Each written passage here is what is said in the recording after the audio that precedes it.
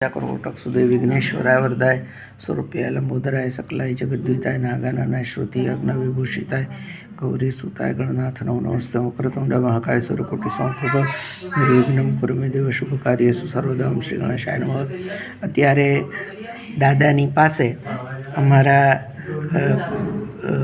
પડોશી અંગત મિત્ર પાયાના પથ્થર ગણપતિ દાદા ઉંબાથી ઉના આવેલા એ અરવિંદભાઈ ગોહેલ એમની પૌત્રી પ્રદીપભાઈ ને એમની બેબી ને લઈને દાદાને પાસે આવ્યા હતા આશીર્વાદ લેવા માટે। દાદાએ કહ્યું હતું ભાઈ આવશે, ફેબ્રુઆરી મહિના લગભગ આપણે વાતચીત થઈ હતી અને પછી દાદાને પેંડાનો પ્રસાદ ધરાવવા બેન આવ્યા હતા। એમની સાથે એમના કુટુંબના સંબંધી બેન બનેવી અહીંયા આવેલા છે અને એ માત્ર આપણે અત્યાર સુધીનો શિરસ્તો છે કે આપણે કોઈના પ્રશ્નોની કોઈ દિવસ આપણે ચર્ચા નથી કરતા, પરંતુ દરેક વ્યક્તિને જે ગણપતિ દાદાનો અનુભવ થયો હોય એની આપણે ચર્ચા કરીએ છીએ। જેને પોઝિટિવ અનુભવ થયો હોય, ભવિષ્યમાં એનું કાર્ય ઈચ્છિત કાર્ય સિદ્ધ થયું હોય, એના એ સામેથી વ્યક્તિ વિડીયોમાં બોલે તો આપણે કોઈ વાંધો હોતો નથી, પણ એ લોંગ ટાઈમ પ્રોસિજર છે। શોર્ટ ટાઈમમાં જે અનુભવ થયો કે ભાઈ આ કળયુગ છે અને આપણે બધા વિજ્ઞાનના યુગમાં છીએ, એટલે વિજ્ઞાનને માનનારા છીએ, એટલે જે અનુભવ આપણને થાય એ આપણે કહેતા હોઈએ છીએ। ઠાકોરભાઈ પરમાર, બરાબર ને?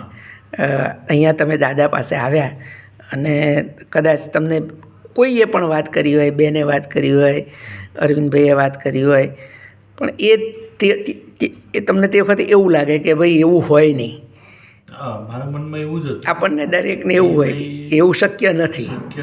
એવું કઈ રીતે શક્ય બને? કારણ કે આપણને વિશ્વાસ બેસે નહીં।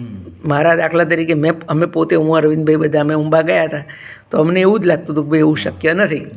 હવે તમે અહીંયા દાદા પાસે આવ્યા, દાદા પાસે બેઠા, પહેલી વખતે આપણે નિયમ પ્રસ્થાપિત કર્યો છે કે ભાઈ મૂર્તિ ઊંચકાવી એ સામાન્ય ઘટના છે, ચોંટી જવી એ અસામાન્ય ઘટના છે, કારણ કે એનું વજન વધવું એ જ બહુ મહત્ત્વની વસ્તુ છે। કારણ કે દરેક પ્રશ્નનો બે રીતે જવાબ આવે છે, કાં હા ને કાં ના। તો દાદા પાસે આપણે જે હું શીખ્યો છું તો આપણે એ પદ્ધતિ એપ્લિકેશનમાં મૂકી છે કે ભાઈ વજન વધી જવું, વજન ઘટી જવું, તો પહેલાં તો આપણે વજન વધારી જ દઈએ છીએ, એટલે વજન વધી જાય પછી 3 વખત આપણને ખ્યાલ છે કે વજન વધ્યું જ છે, પછી આપણે એમ કહીએ છીએ કે ભાઈ વજન ઘટી જાય પછી ઊંચકાય છે। તમે અહીંયા બેઠા અને દાદા પાસે તમને જે અનુભવ થયો તો તમે આપણે તો પ્રશ્નો મોટેથી બોલ્યા છે, બાકી તમે મનમાં પ્રશ્નો પૂછો છો તો એ ગણપતિ દાદા સાંભળે છે। તમને જે અનુભવ થયો ઠાકોરભાઈ એ તમે તમારા શબ્દોમાં કહો, તમને અહીંયા શું અનુભવ થયો? મને લાગતું હતું કે આ જે ગણપતિ દાદા છે 10-15 કિલોના, તો હું એને જાતે ઉચકી શકીશ। બરાબર। પછી ટ્રાય જે યંગ છો ને એટલે તમારી તાકાત તો છે, જાતે 50 કિલો ઉચકીને લઈને નીકળું। બરાબર। અત્યારે મેં ટ્રાય કર્યો પણ ના ઉચકાયા। તો દાદાનું વજન તમને 50 કિલોથી વધારે લાગ્યું? દાદાનું વજન મિનિમમ 100 કિલો એવું લાગે? એવું લાગ્યું મને, પણ આમ દેખાવ પરથી લાગે જ ખરું? દેખાવ પરથી તો 10-15 કિલોનું જ લાગે, દેખાવથી 10-15 કિલો લાગે છે, પણ અંદર દાદા વજન બદલી નાખે છે એવું અનુભવ આવ્યો? હા, એવું। અને ઘટી જાય છે તો કેટલું લાગે છે? ઘટી જાય તો 10 કિલો જેવું લાગે, દેખત સાવ ફોરું થઈ જાય। અને તમે જે પ્રશ્નો બે દાદાને કયા, આપણા મુખ્ય 2 પ્રશ્નો હતા, બે દાદાએ સાંભળ્યા? હા, સાંભળ્યા, જરૂર સાંભળ્યા। અને જે જવાબ આપ્યા એનાથી તમને સંતોષ થયો? સંતોષ, વિશ્વાસ બેઠો કે ભવિષ્યમાં કે દાદા મારી વાત સાંભળી છે અને ભવિષ્યમાં જે મારા 2 પ્રશ્નો છે એ આપેલ સમય મર્યાદામાં ઉકલી જશે, પછી હું નેક્સ્ટ ટાઈમમાં પછી આવીશ। હા, ને એ તો તમારે દાદા જ તમને બોલાવશે ને ખેંચશે। બેન, તમારો અનુભવ શું રહ્યો? મને તો સાક્ષાત ભગવાન જ દેખાઈ ગયા અહીંયા તો। તમને એવું લાગે કે ભાઈ, બાકી મેં પહેલાંય તમને કહું કે વજન વધવું એ 6 મહિના લાગે માણસને, અને ઘટવું હોય તો વરસ લાગે। તો અહીંયા આ તો પથ્થરની અંદર દાદાએ પ્રાણ પૂર્યો છે, તો આમ તો પથ્થર નિર્જીવ કહે પણ અંદર પ્રાણ પૂર્યો છે એટલે સજીવ થયા। તો કેટલી સેકન્ડોમાં દાદા વજન બદલે છે તમારી દ્રષ્ટિએ? 50-20 સેકન્ડમાં વજન બદલી નાખે એવું શક્ય છે ખરું? હા, શક્ય છે। તમને લાગ્યું કે શક્ય છે એવું? એ ઈશ્વર જ કરી શકે છે, આપણે નથી કરી શકતા. ઈશ્વર અહીંયા હાજરા હજુર છે અને એક વાત સાંભળે છે અને આપણને રિઝલ્ટ આપે છે.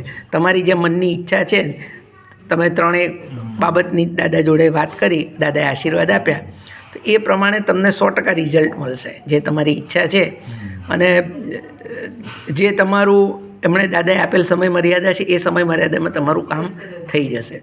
આપણે કર્મ કરવાનું એટલે ફળ તો એ આપશે ને આપશે જ, એમાં કોઈ શંકા નથી. બેન, તમારે કંઈ બોલવું છે, કશું કહેવું છે? સંતોષ થયો તમને? ભગવાન સાંભળે છે?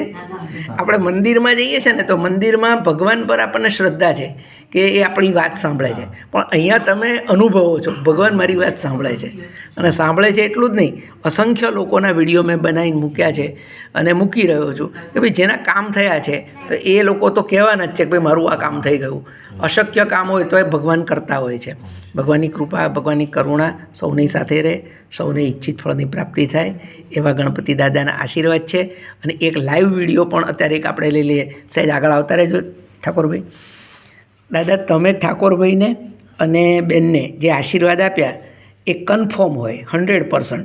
તો દાદા એટલા મજબૂત ચોંટી જજો, દોરાભાર ઉચકાતા નહીં. તમામ આશીર્વાદો બે પતિ પત્નીને જે આપ્યા છે એમના પરિવારને, એ કન્ફર્મ હોય તો દાદા મજબૂત ચોંટી જજો, દોરાભાર ઉચકાતા નહીં. ઠાકોરભાઈ ગમે તેટલી તાકાત કરે તો પણ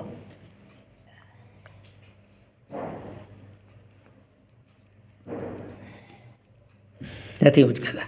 ઓકે દાદા, 100% તમારા આશીર્વાદ છે અને તમારા આશીર્વાદ પ્રમાણે કામ 100% થવાનું છે. દાદા તદ્દન હળવા ફૂલ થઈ જાઓ ને ઉચકાઈ જાઓ, ફોરા થઈ જજો દાદા. આવું શક્ય છે ઠાકોર સાહેબ? શક્ય છે. શક્ય છે, શ્રદ્ધા છે તો શક્ય છે. ચાલો, જય શ્રી કૃષ્ણ. જય શ્રી કૃષ્ણ.